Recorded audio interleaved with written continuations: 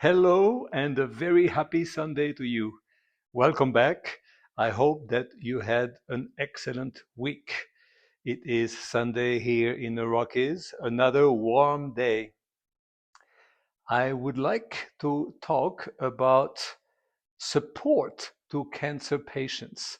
So far, we talked about us, cancer patients, cancer partners, but there is a whole ecosystem around the patients, the caretakers, sometimes the employer for the cancer patients, the medical team, and so on.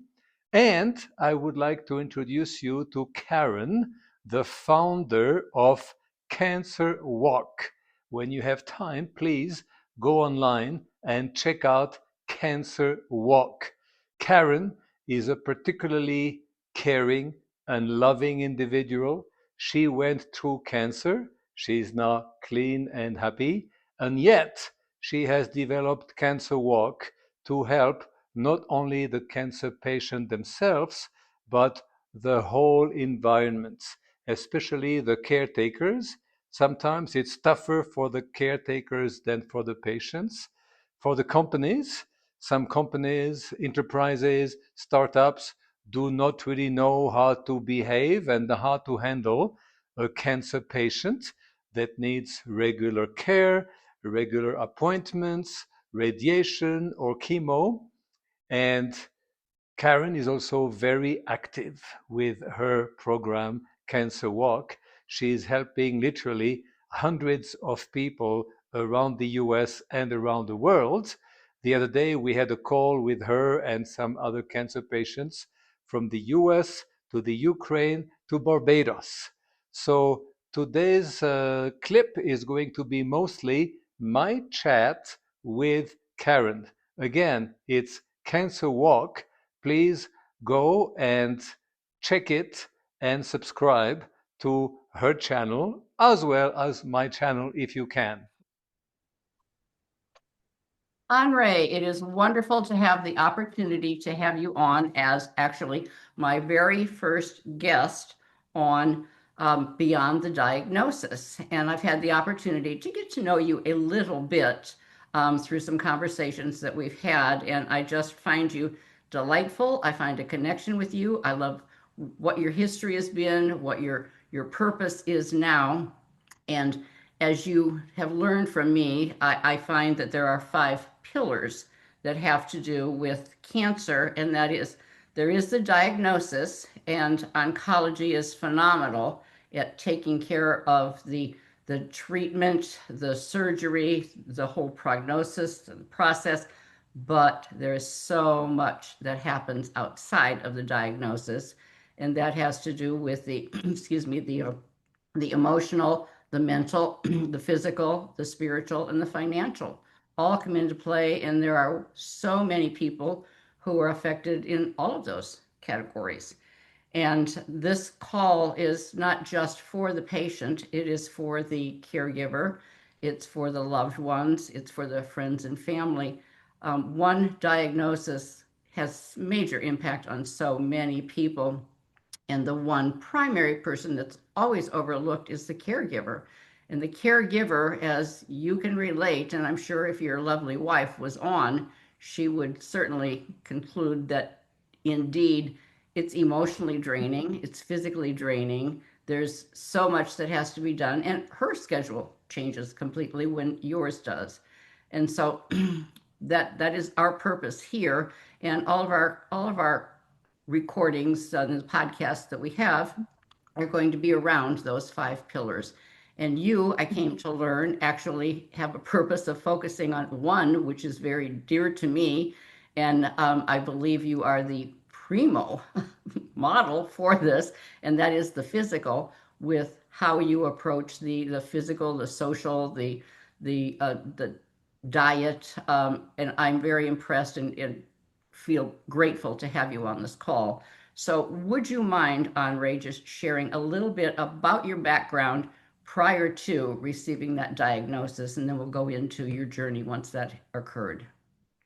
Thank you very much, Karen. Before we start, I have to say again that in the last few weeks that we've known each other, your passion, your love, your care to make life better for us, so-called cancer partners, is incredible. You are a wonderful human being. So now, to get back to your question, indeed, I was born in Switzerland. I lived and worked in about 20 countries around the world. And now my wife, Georgiana, and I are semi-retired here in a small resort town of Steamboat Springs in Colorado. Until 3 years ago, both my wife and I had been super healthy, never sick. We ate right, we didn't smoke, we didn't take alcohol. And yet, 3 years ago, through my regular annual medical, I came down with a rather advanced case of prostate cancer. I had missed one of those annual medicals because of COVID, so this made it slightly worse. Anyway, I started then to learn about the medical world. That was my first contact with the urologists, with the oncologist, and I was so impressed with the technology, the innovation, the scientific aspects of the medical world. It was really a discovery. So, 3 years ago, I was diagnosed. That was the first big question mark: what to do, how to proceed, what are the first steps. The oncologist talking to the urologist. And then we decided, well, one way or another, we have to move forward. And together we charged ahead. Oh, that is phenomenal. What and I just so admire that about you, your passion and your determination. What do you think surprised you the most on the cancer journey? Whether it was, something that you learned about people, and you really touched upon it, where medical science is these days with technology, but anything else stand out to you about the journey, the people, the experience? Two or three things. First of all, of course, having been super healthy. Yeah, And then one day I was driving back home, yeah. having received the diagnosis that I had an advanced stage of cancer. I was driving home, looking around, thinking, is it the last time I do this drive? So the shock of the first few days, number one. Number two, we are very fortunate here to have amazing medical teams. We have a small but very advanced hospital in Steamboat, and everybody was so caring. That was really touching me. And the next aspect was within a few weeks after the MRIs and biopsies, we decided to go for a surgery that was a fully robotic surgery. Wow. So when they took me into the surgery room, I was still awake. Yeah. Suddenly, I had the whole team around me, and they wheeled in the robot with 6 arms above me. And then these 6 arms were going to go into 6 small buttonholes, and the surgeon was on a couple of joysticks a few feet away. So that was quite a surprise. I can't imagine. It's like playing those video games. Yes.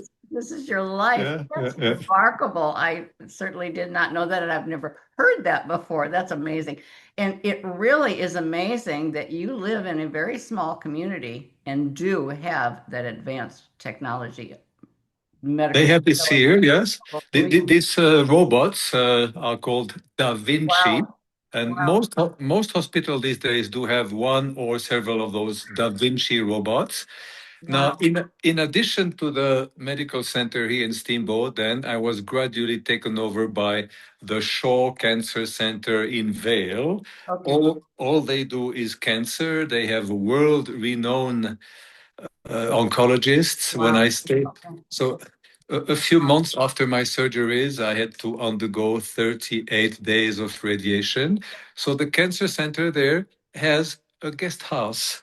It is literally a five-star hotel that is free of charge, donations from people of the area. So I would drive on Monday and spend the week there and drive back home for the weekend.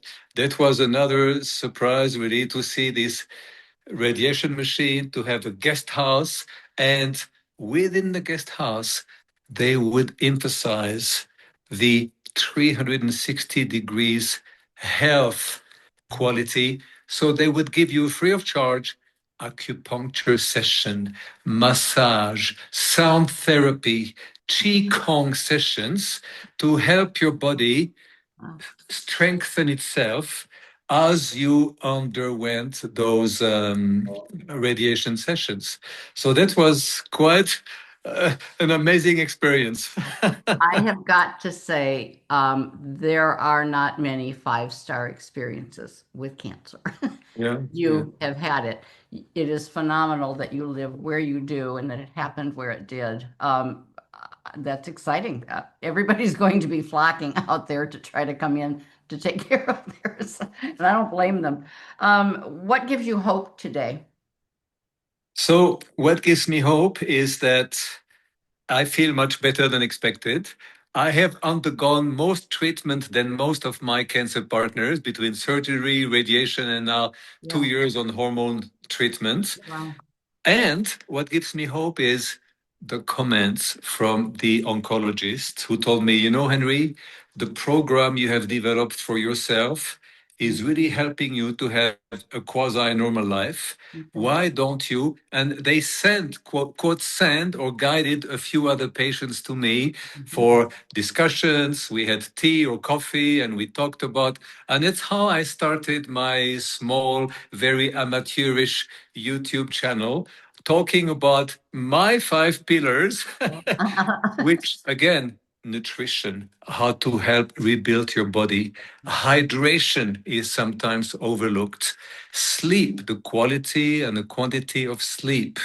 Then you have the physical activity to keep active, to go to the gym if you can, to do some resistance exercise, and the social environment to keep socially busy. So this really gives me hope. Every day I talk to a few other cancer partners or I meet them at the gym and we exchange the positive and the good news about how we are doing better than expected. Do you mind sharing what you created, which I know is where I got to see you, and that is your YouTube? If you would share it with others so they could go and watch the different recordings that you've made. Sure. So it's quite simple. It's on YouTube and it is called Vibrant Despite Cancer.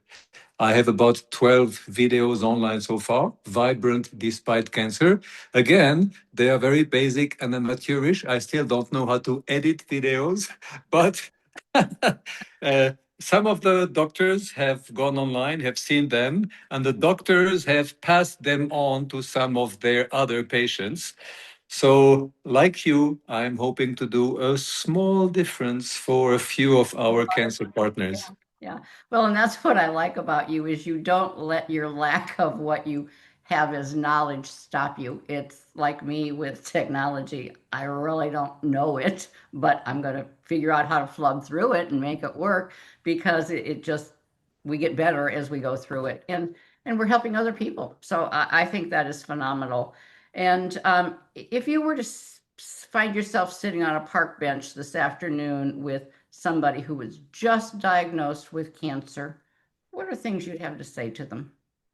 You know, it happened last week. Oh, One of my neighbors here, okay. Okay. who is 80 years old Okay. and who is also exercising in Colorado here, everybody is active. He came to me and he says, Henry, can you keep a secret? I said, of course, I'm Swiss. I can keep a secret. And and then he says, I was just diagnosed with prostate cancer. I had my scan, PET scan, and it has spread in other parts of the body. So I sat down with him and I explained to him that this is by far not as bad as it appears. There are so many ways now. Medicine has so many tools at its disposal that you can overcome faster than you think. Your life will keep on going pretty much as it was for a long time to come. So we all go through this shock. We all feel despair. But I explained to him about what I went through. Yeah. He had no idea, because we are neighbors, Right. that Yeah. that I had gone through all of that for the last 3 years. So yeah, it happened. So now he comes here to the house every other day and we chat and we talk. And he came back the other day with a big smile and he said, Henry, I feel good. Things are going to work out. Well, that's wonderful that you're passing all of that around. It matters so much. Our mental place where we are to excel and overcome it is too important. And so I certainly want to thank you for sharing your story and your willingness to open up to us. And I hope that you'll consider joining us for another episode. And over time, I so look forward to getting to know you better. So thank you so much, Henri. I hope. Thank you so much to you, Karen. And as I always say, you are like a candle. You can light up so many more candles without losing any of your brightness. Thank Well, you and take care. thank you. We hope, I hope that you found this interesting. And don't forget that you are like a candle. You can light up so many more candles without losing any of your brightness. Until next time, I wish you health and happiness.